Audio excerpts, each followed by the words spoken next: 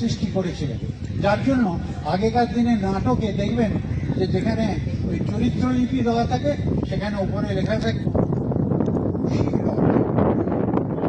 কথাটা লেখা থাকতো, তারপরে চরিত্র, তার পরিচয় ইত্যাদি লেখা থাকতো। এটা ওই লবকুশের কাহিনীর থেকে এসেছে, কারণ তাদের সমস্ত নাটকগুলোই লবকুশের মুখ দিয়ে বলানো হতো, নাট্যাকারে, গানের আকারে ইত্যাদি।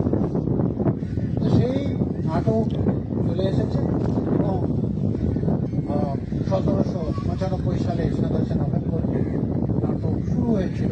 পরবর্তীকালে কলকাতার পঞ্চমীলায় তারা সেটাকে গ্রহণ করলেন, তার বহু নাটক দল তৈরি হয়েছে, নাটক চলে আসছে। এই নাটকের ভেতরে আবার নানান ফর্ম এসে গেছে, কারণ নাটকের জন্য তা নয়, কিন্তু নাটক করার একটা মূল উদ্দেশ্য থাকে, সেটা হচ্ছে নাটকের শেষে একটা বার্তা সমাজের কাছে পৌঁছে দেওয়া, সমাজ পরিবর্তনের কথা তার মধ্যে বলা। এইটাই যদি নাটকের মূল উদ্দেশ্য হয় তবে সেটাই সার্থক নাটক হিসাবে পরিগণিত হবে। তো নাট্য পরিচালক একটা চরিত্র আছে, আগেকার দিনে এটা ছিল না। সেখানে ওই যিনি মূল নাট্য চরিত্রে অভিনয় করছেন তিনি, বা মঞ্চাধ্যক্ষ যিনি, বা যিনি সিনিয়র মানুষ, তিনি সেই নাটক পরিচালনা করতেন। 1774 খ্রিস্টাব্দে, 1874 খ্রিস্টাব্দে 1 মার্চ ডিউক অফ স্যাক্সি মেইনিনজেনন বলে এক ভদ্রলোক, তিনি প্রথম এটার পরীক্ষা করলেন। তিনি একটা বার্লিনে অখ্যাত নাট্যদলকে তুলে এনে নিজের ডিরেকশন দিয়ে তাকে তৈরি করলেন।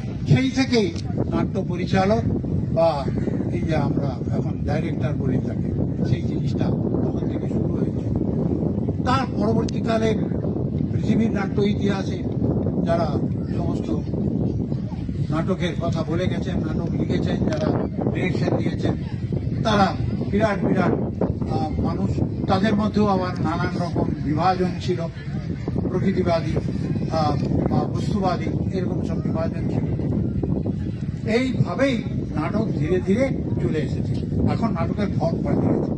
এই যে এখানে নাটক হবে, এখানে বসে রয়েছে সহযোগী নাট্য দল সব এসেছেন, তারা এখানে নাটক করবেন, সংসপ্তক নাটক করবেন। তো এই নাটক, এটা পথ নাটক। এই ফর্মটা সহজ করার জন্য, অর্থাৎ মঞ্চের ঝামেলা এড়িয়ে সাধারণ মানুষের কাছে পৌঁছে যাওয়া একেবারে প্রত্যক্ষভাবে, সেখানে সেইভাবেই এই ফর্মটা এসে গেছে পথনাটক। আরো অন্তরঙ্গ নাটক এসেছে, পোস্টার ড্রামা এসেছে, নানান নাটকের নানান ফর্ম এসেছে, দিয়ে আজকে কিন্তু আমরা সেই জায়গাতে এসে, আজকের জায়গাতে, নাটকের জায়গাতে এসে দাঁড়িয়েছি। এবং আমি সকলের কাছে অনুরোধ করবো যে এই নাটক, যে নাটক সমাজ পরিবর্তনের বার্তা দেয়, সেই ধরনের নাটক বেঁচে থাকুক, সেই নাটক নিয়ে আমরা সকলে এগিয়ে যাই। কারণ এরা স্লোগান দিয়েছেন সংসপ্তক, যে নাটক নিয়ে আছি, নাটক নিয়ে বাঁচি। সেই স্লোগানকে আমরা এগিয়ে নিয়ে যাই, এই আশা রেখে আমি সকলের কাছ থেকে বিদায় নিচ্ছি। নমস্কার।